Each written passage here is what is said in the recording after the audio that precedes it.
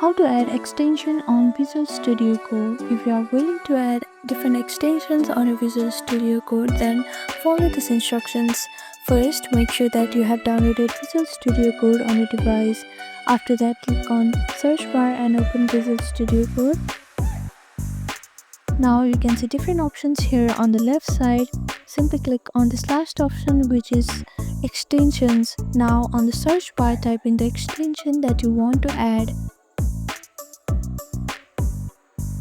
After that, click on the extension, and here I have already downloaded the C++, so it is showing this uninstall option.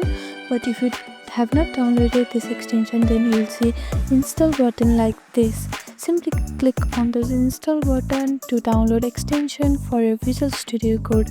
So this is how you can add extension on VS Code. Thank you for watching this video. Please do not forget to like, share and subscribe to our channel, and comment down below if you have any other queries. Thank you.